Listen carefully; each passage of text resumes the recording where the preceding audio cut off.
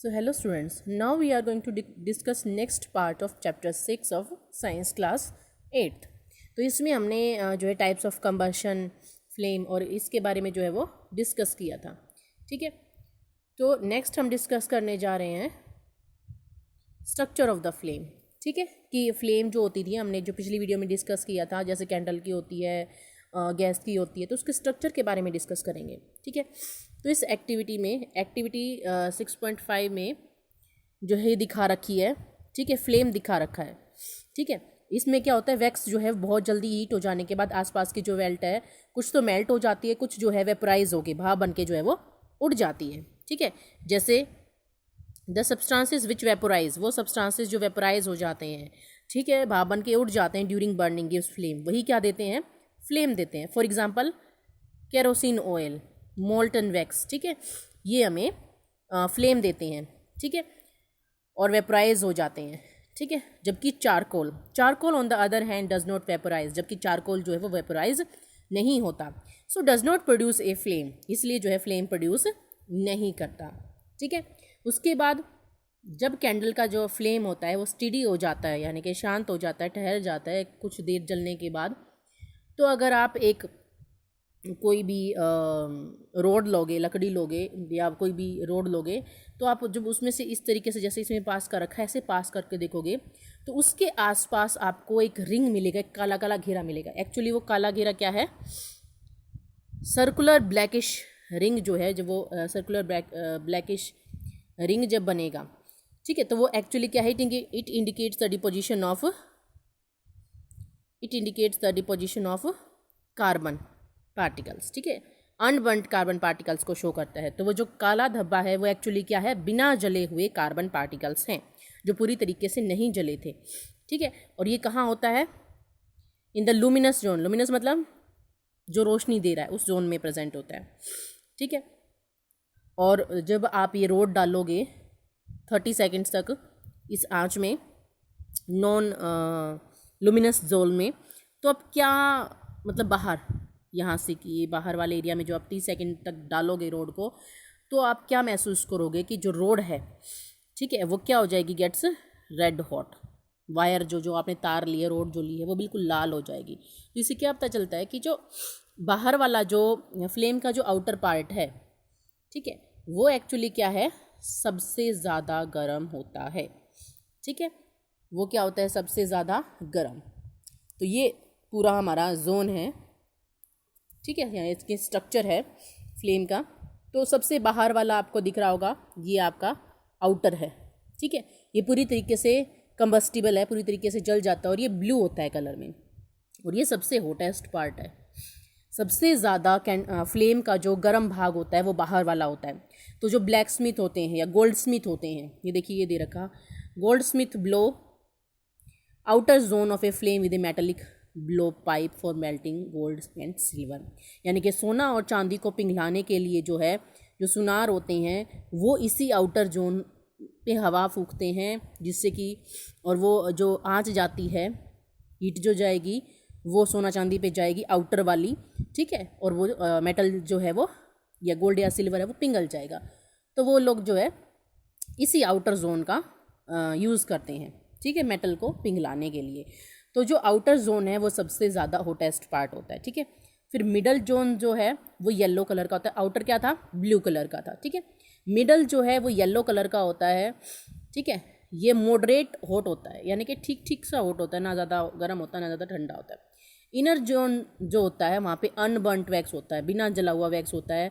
ठीक है, वेपर्स होते हैं, ये ब्लैक कलर का होता है, और ये लीस्ट हॉट होता है, यानी कि सबसे कम गर्म होता है, ठंडा सा होता है। ठीक है, तो 3 जो है पार्ट्स हो गए या 3 जोन हो गए एक कैंडल के, मतलब फ्लेम के।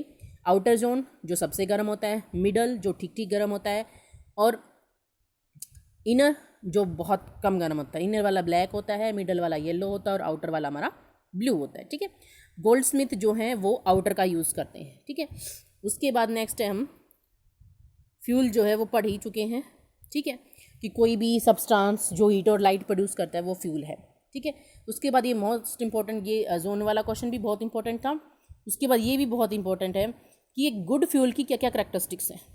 ठीक है, तो good fuel is one which is readily available, जो हमेशा उपलब्ध रहे, हमेशा आपको मिले, तैयार रहे हमेशा, ठीक है। नेक्स्ट सेकंड पॉइंट, इसको पॉइंट्स में डिस्कस करना है। इट इज़ चीप, सस्ता हो, ठीक है, महंगा नहीं होना चाहिए, सस्ता होना चाहिए, आसानी से मिले, सस्ता होना चाहिए, बहुत ईजिली बर्न हो, easily burn in air at A moderate rate, ठीक है, बहुत आसानी से जल जाए। It produces a large amount of heat, जो बहुत ज़्यादा अमाउंट में हीट निकाले, ठीक है। Next, it does not leave behind any undesirable substance, अपने पीछे जो है कोई भी अनचाहा पदार्थ ना छोड़े, तो उसको हम आइडियल फ्यूल कहेंगे। तो 5 पॉइंट्स हो गए। Which is readily available, which is cheap, which is easily burn in air, which produces large amount of heat and which does not leave behind any undesirable substance। तो उस fuel को हम good fuel कहेंगे, ठीक है। वैसे तो कोई भी फ्यूल आइडियल फ्यूल नहीं है, ठीक है, जो इसमें सारी चीज़ें हैं, तो किसी ना किसी में कुछ ना कुछ तो कमी या दिक्कत होती ही है, लेकिन फिर भी ये करैक्टरिस्टिक्स हैं किसकी, गुड फ्यूल की करैक्टरिस्टिक्स, ठीक है। नेक्स्ट हमारा आता है टॉपिक फ्यूल एफिशिएंसी, यानी कि फ्यूल कितना एफिशिएंट है, वो कितने को जलाएं और वो कितनी अमाउंट में हीट प्रोड्यूस करे, तो वो हमारी फ्यूल एफिशिएंसी होती है, ठीक है। तो सबके सब फ्यूल जो है वो सेम अमाउंट में हीट कभी भी प्रोड्यूस नहीं करते, ठीक है। उसके बाद ये इंपॉर्टेंट क्वेश्चन है कैलोरीफिक वैल्यू, ठीक है। तो कैलोरीफिक वैल्यू क्या होती है, the amount of heat energy produce on complete combustion of 1 kg of a fuel, 1 kg fuel को जलाने में जितने अमाउंट में हीट प्रोड्यूस होती है उसको कहा जाता है उसकी कैलोरीफिक वैल्यू। और कैलोरीफिक वैल्यू को एक्सप्रेस किया जाता है किस में, कौन सी यूनिट जो है वो इसको एक्सप्रेस करती है, वो है किलो जूल पर केजी, ठीक है। क्या है इसकी ऐसा यूनिट कैलोरीफिक वैल्यू की, किलो जूल पर केजी, ठीक है। तो ये होगी हमारी कैलोरीफिक वैल्यू, ठीक है। ये जो है इस टेबल में कैलोरीफिक वैल्यू दे रखी है, देखिए हाई कैलोरीफिक वैल्यू जो है वो किसकी है, हाइड्रोजन की, बायोगैस की भी ठीक है, ठीक है, एलपीजी सीएनजी की भी बहुत अच्छी हैं, ठीक है, लेकिन जो काव डंग है उसकी सबसे कम एफिशिएंसी है, ठीक है, मतलब बहुत कम अमाउंट में हीट प्रोड्यूस करते हैं, ठीक है। तो ये हमारी कैलोरीफिक वैल्यू होगी, यही हमारी फ्यूल एफिशिएंसी होती है कि वो कितना ज़्यादा अमाउंट में हीट निकालते हैं, ठीक है। उसके बाद नेक्स्ट हमारा टॉपिक है burning of fuels leads to harmful products, यानी कि जब हम फ्यूल्स को जलाते हैं, अब जला तो रहे हैं हम, एनर्जी तो ले रहे हैं, लेकिन वो बहुत सारे हार्मफुल प्रोडक्ट्स जो है वो निकालते हैं, ठीक है। तो ये हार्म भी हैं, ये नुकसान है, ठीक है। तो फर्स्ट पॉइंट क्या है इसका कि carbon fuels like wood, coal, petroleum release unburned carbon particles, कि जब भी हम कार्बन फ्यूल्स जैसे कि लकड़ी हो गया, कोयला हो गया, पेट्रोलियम हो गया, इसको जब जलाते हैं तो इसमें से अनबर्न्ड कार्बन पार्टिकल्स निकलते हैं। And these fine particles are dangerous pollutants causing respiratory diseases such as asthma. और ये जो पार्टिकल्स निकलते हैं, आपने देखा होगा आप जब आग जलाते हो तो कुछ ब्लैक ब्लैक कलर के उड़ते रहते हैं हवा में, तो वो क्या है, वो है अनबर्न्ड कार्बन पार्टिकल्स, ठीक है। और इससे जो है हमें सांस संबंधी बीमारियाँ हो सकती हैं जैसे कि अस्थमा, ठीक है। तो ये है फर्स्ट हार्मफुल, ठीक है, जो हमें बर्निंग ऑफ फ्यूल से होता है, नुकसान जो है वो बर्निंग ऑफ फ्यूल से होता है। सेकंड है इनकम्प्लीट कंबशन, अगर पूरी तरीके से कंबशन नहीं होता है, पूरी तरीके से अगर फ्यूल जलते नहीं हैं तो वो कार्बन मोनोऑक्साइड निकालते हैं, ठीक है। स्टूडेंट्स कौन सी गैस निकालते हैं, कार्बन मोनोऑक्साइड। एक होती कार्बन डाइऑक्साइड, तो कार्बन डाइऑक्साइड गैस तो निकलती है कंप्लीट कंबशन के बाद, जब पूरा जल जाता है वो फ्यूल, लेकिन अगर वो फ्यूल पूरी तरीके से नहीं जलता है तो वो कार्बन मोनोऑक्साइड गैस प्रोड्यूस करता है। और स्टूडेंट्स जो कार्बन मोनोऑक्साइड गैस है वो बहुत ही पॉइजनस गैस है, बहुत ही जहरीली गैस है। अगर एक रूम में कार्बन मोनोऑक्साइड भर दी जाए और एक आदमी को छोड़ दिया जाए तो कुछ ही टाइम बाद जो है दम घुटने से उस इंसान की जो है वो डेथ हो सकती है, ठीक है। So it is dangerous to burn coal in a closed room, ठीक है। तो ये जो है इंसान को मार भी सकती है, kill person sleeping in that room, ठीक है, जो इंसान उसमें सो रहा है उसको मार भी सकती है, ठीक है। उसके बाद है थर्ड पॉइंट है combustion of most fuels releases carbon dioxide. जब कंबशन होता है फ्यूल्स का तो उससे कार्बन डाइऑक्साइड गैस निकलती है, और कार्बन डाइऑक्साइड गैस जो है वो ग्लोबल वार्मिंग करती है, ठीक है। ग्लोबल वार्मिंग मतलब global warming is a rise of temperature. Global warming क्या होती है, टेम्परेचर का बढ़ना अर्थ की एटमॉस्फेयर का, जिससे जो है बहुत सारे जो पोलर हमारे ग्लेशियर्स हैं, पहाड़ों पे पर्वतों पे जो बर्फ़ है वो पिघलना स्टार्ट कर देगी, और जो है पहले ही हमारी अर्थ पे जो है 71% पे पानी है, और अगर और बर्फ़ पिघल गई तो हमारी जो पूरी पृथ्वी है, जो ज़मीन बची हुई है, वो भी जो है पानी से भर जाएगी और जीवन जो है वो ख़त्म हो जाएगा, यानी कि नष्ट हो जाएगा। ठीक है, तो ये ग्लोबल वार्मिंग है।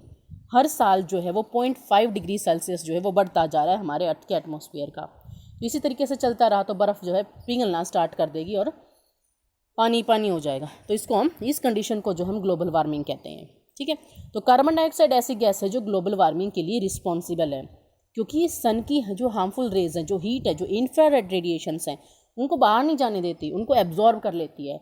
एब्जॉर्ब कर लेती है तो गर्मी ज़्यादा बढ़ रही है, गर्मी बढ़ रही है तो टेम्परेचर जो है लगातार अर्थ के एटमॉस्फेयर का बढ़ता जा रहा है, जिससे बर्फ़ पिघलती जा रही है और वो पानी का लेवल जो है, सी लेवल जो है, समुद्र का लेवल जो है वो बढ़ता जा रहा है। ठीक है, और एक दिन ऐसी कंडीशन आएगी जब पूरी पृथ्वी जो है पानी से भरी होगी।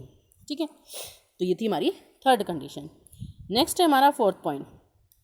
तो फोर्थ पॉइंट में क्या है, burning of coal and diesel releases sulphur dioxide. अब ये भी बहुत जो है हार्मफुल गैस है। अब सल्फर डाइऑक्साइड गैस निकलती है कोल और डीजल के जलने से, तो ये बहुत सफोकेटिंग गैस है। सफोकेटिंग मतलब घुटन होना स्टार्ट हो जाती है। और कोरोसिव गैस है, यानी कि बहुत सारी चीज़ों पे इससे कोरोजन होता है, जंग लग जाता है बहुत सारी चीज़ों पे। ठीक है, और जो पेट्रोल के जो इंजन्स होते हैं, gives off gaseous oxides of nitrogen, वो नाइट्रोजन डाइऑक्साइड निकालते हैं।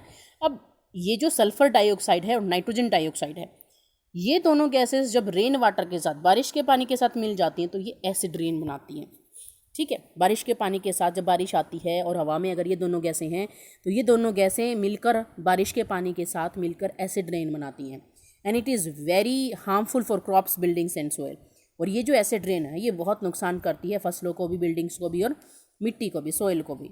ठीक है, अब जो ताजमहल है, सबने सुना होगा आपने, तो वो ताजमहल वाइट कलर का था, लेकिन वो येलोइश होता जा रहा है। वाइट मार्बल का था, वो पीला पड़ता जा रहा है। तो वो क्यों पड़ता जा रहा है? क्योंकि आगरा के आसपास, आगरा में है वो, तो वहाँ पे आसपास जो है बहुत सारी इंडस्ट्रीज़ हैं, फैक्ट्रीज़ हैं, तो उनसे जो धुआं निकलता है उस धुएं में सल्फ़र डाइऑक्साइड और नाइट्रोजन डाइऑक्साइड होती हैं। तो वहाँ के एटमॉस्फेयर में, वहाँ के वातावरण में ये दोनों गैसेस हैं।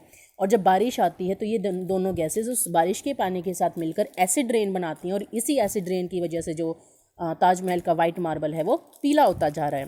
तो इस पीलेपन को उसका कैंसर भी कहा जाता है, मार्बल का कैंसर भी कहा जाता है।